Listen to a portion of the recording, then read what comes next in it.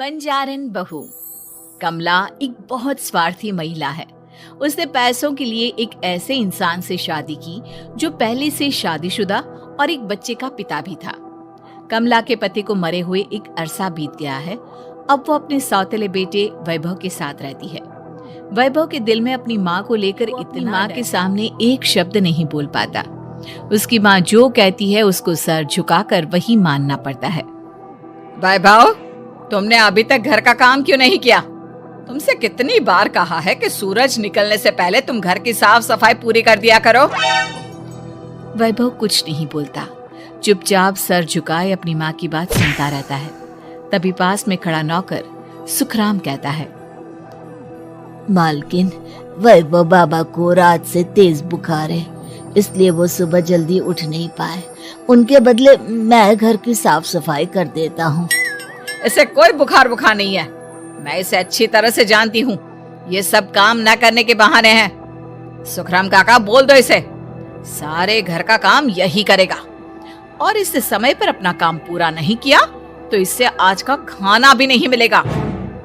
मगर मालकिन, वैभव बाबा की सच में ही तबीयत खराब है, आप एक बार देख तो लीजिए। कमला बिना कुछ बोले वहां से चली गई और बेचारा वैभव तेज बुखार में भी कमला वैभव की शादी एक ऐसी लड़की से कराना चाहती थी जो अनपढ़ हो और कमला से इसी तरह डरे जिस तरह वैभव डरता है, ताकि वैभव की सारी जायदाद और धन दौलत उसकी मुट्ठी में रहे। लेकिन आज के जमाने में ऐसी लड़की कमला कार में यही सब कुछ सोचती जा रही थी कि तभी रास्ते में, अरे ड्राइवर, तुमने कार क्यों रोक दी? और ये इतना शोर कैसा? मैडम, आगे कुछ बंजारों का खेल चल रहा है, इसलिए भीड़ लगी है। मैं अभी भीड़ को साइड में करवाकर कार निकालता हूँ। ड्राइवर भीड़ को साइड करके कार निकालने की कोशिश करने लगा कि तभी कमला की नजर रस्सी पर चल रही एक फुलवा नाम की बंजारन पर पड़ी। क्यों ना मैं इस बंजारन की शादी वैभव से करा दूं? ये तो अनपढ़ लग रही है, मेरे पैरों तले दबकर भी रहेगी। मुझे अभी इसके माँ बाप से ये सोचकर कमला ने उन बंजारों से बात की और उन्हें शाम को अपने घर बुलाया। फुलवा के माता पिता वहां उसे लेकर आ गए। उन्होंने इतना आलीशान घर पहले कभी नहीं देखा था। अच्छा हुआ आप लोग आ गए। देखिए, मुझे घुमा फिरा कर बात करने की आदत नहीं है, इसलिए सीधे सीधे मुद्दे पर आती हूँ। मुझे आपकी बेटी बहुत पसंद है। मैं अपने इकलौते बेटे की शादी आपकी बेटी फुलवा से कराना चाहती हूँ। इसके बदले में आप जो चाहो वो ले सकती है। तभी फुलवा की माँ कहती है, ये क्या कह रही है मैम साहब? कहीं आप हमारी गरीबी का मजाक तो नहीं उड़ा रही ना? आप मेरे बेटे से मिल लो। अगर आपको मेरा बेटा पसंद आता है तो मैं कल से ही शादी की तैयारी शुरू कर दूंगी। सुखराम, वैभव को लेकर आओ। फुलवा अपनी माँ के कान में फुसफुसाती है, माँ, कहीं इस मेम साहब का छोरा पागल तो ना है? फुलवा अपनी माँ से बात कर रही होती है कि वैभव वहां आता है। फुलवा उसे देखती ही रह जाती है और उसके माता पिता उसकी शादी तय वाले दिन किसी को फुलवा और वैभव की बेमेल विवाह की बात समझ में नहीं आती। फिर भी एक औरत कमला से पूछ ही लेती है, कमला जी, आपने अपने इकलौते बेटे की शादी देहाती गवार से क्यों करा दी? ये बंजारन आपके घर की बहू बनने लायक तो नहीं है। कम से कम अपने स्टेटस का ही ख्याल कर लिया होता। बहू तो अपने टक्कर की लाती, आपने तो बंजारन को ही बहू बना लिया। अब कमला को समझ में नहीं आ रहा था कि इस बात का क्या जवाब दे। वो कुछ देर चुप रही और सोच समझ कर कहती है, बहन जी, आपको तो पता है आजकल के बच्चे किसी की बात कहाँ सुनते हैं। मैं तो अपनी बहू एक पढ़ी लिखी और अपनी सोसाइटी की ही ढूंढ रही थी। लेकिन मेरे बेटे ने मेरे सामने इस बंजारन को लाकर खड़ा कर दिया। बोला कि मैं शादी करूंगा तो इसी से। अब भला मैं क्या करती? मुझे अपने बेटे के सामने झुकना ही पड़ा। कमला की ये बातें सुखराम ये सारी बातें वैभव को जाकर बताती। काका, मैं तो फुलवा को जानता भी नहीं, फिर माँ मेरे बारे में झूठ क्यों कह रही है? अरे बेटा, तुम कितने भोले हो, तुम्हें कुछ भी नहीं पता। तुम्हारे पिता अपनी सारी संपत्ति तुम्हारे नाम करके गए हैं। तुम्हारी माँ नहीं चाहती कि ये संपत्ति तुम्हें मिले, इसलिए उन्होंने तुम्हारी अनपढ़ लड़की से शादी करवाई, ताकि तुम्हारी तरह वो भी अपने हक के लिए आवाज ना उठा सके। सुखराम काका, मैं क्या करूं, आप ही बताओ। माँ के सामने आते ही मेरे हाथ पैर कांपने लगते हैं। मैं माँ को कुछ भी नहीं कह पाता। वे दोनों बात कर ही रहे थे कि अचानक कमला वहां आ गई। कमला को देखकर दोनों घबरा गए। तुम दोनों फिर कभी बातें कर लेना, अभी फेरों का समय हो गया है, चलो जल्दी आओ। इस तरह फुलवा और वैभव की शादी हो गई। अगले दिन कमला ने फुलवा को बुलाया और उसे नसीहत देने लगी। देख बंजारन, तुझे मैंने अपनी बहू बना तो लिया है, लेकिन तुझे इस घर में आँख कान मुंह बंद करके रहना होगा। घर का काम कर और अपने पति से मतलब रख, समझी? कमला का ऐसा रवैया फुलवा को बिल्कुल समझ में नहीं आया। उसने वैभव से इस बारे में बात की। सुनिए ना, माँ जी ने जिस तरह मुझसे बात की मुझे अच्छा नहीं लगा। शादी से पहले तो वो मुझसे बहुत अच्छे से बात कर रही थी, लेकिन शादी के बाद उन्हें क्या हो गया? तुम ज्यादा मत सोचो, जैसा माँ कहती है वैसा ही करो। ये कहकर वैभव वहां से चला गया। अगले दिन वैभव को घर के नौकरों की तरह काम करता देख फुलवा को बहुत हैरानी हुई। फुलवा ने इस बारे में सुखराम काका से बात की तो सुखराम काका ने फुलवा को सारी बात बता दी। अब फुलवा को समझ में आ गया कि उसकी सास ने एक बंजारन को बहू क्यों बनाया। एक दिन वैभव घर का काम कर रहा था, तभी उससे कांच की प्लेट टूट गई। किसने गिराई ये कांच की प्लेट?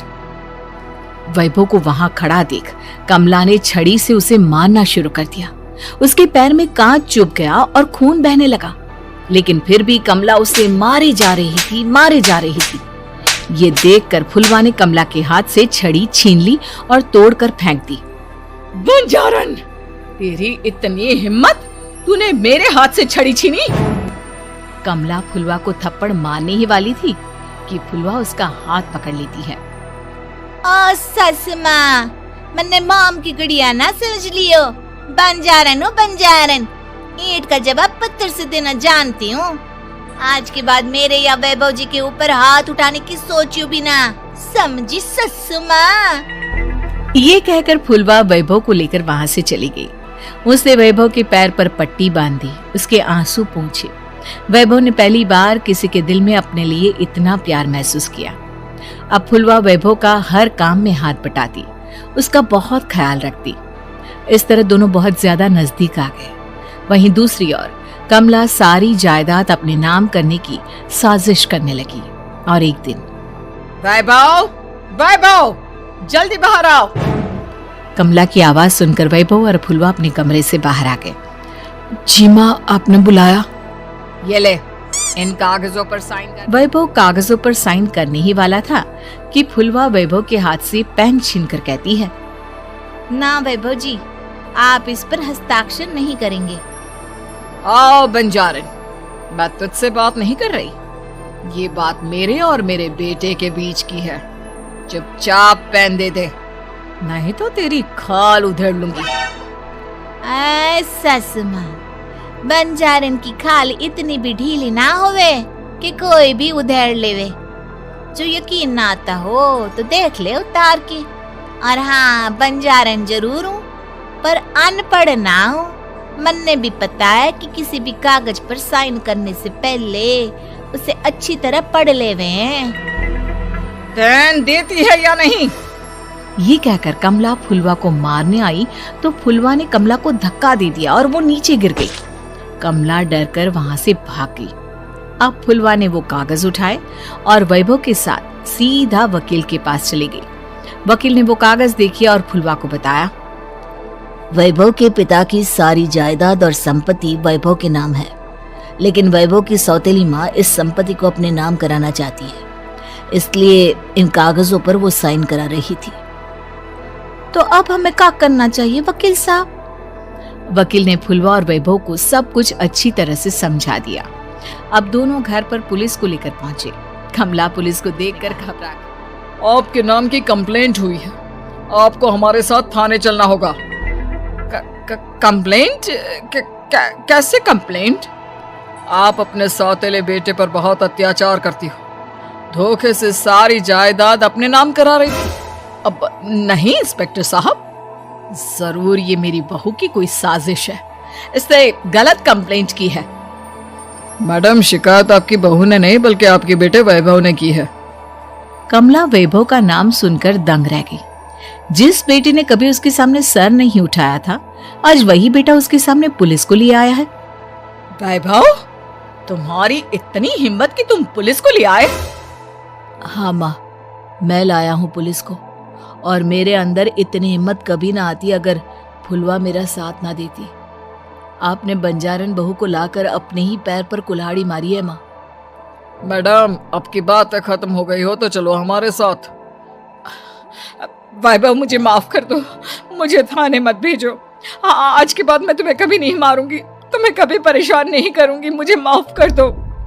वैभव अपनी कंप्लेंट वापस ले लेता है और पुलिस वहां से चली जाती है। वैभव अपनी सौतेली माँ से कहता है, मैंने पुलिस को वापस तो भेज दिया है, लेकिन मैं आपको माफ नहीं कर सकता।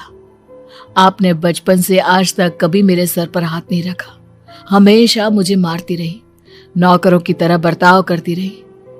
आप इस घर में नहीं रह सकती, चली जाइए यहां से। कमला घर छोड़कर चली गई और सड़क किनारे खड़ी होकर सोचने लगी, काश मैंने वैभव को माँ की तरह प्यार किया होता तो आज मैं इस तरह से बेसहारा ना हो जाती।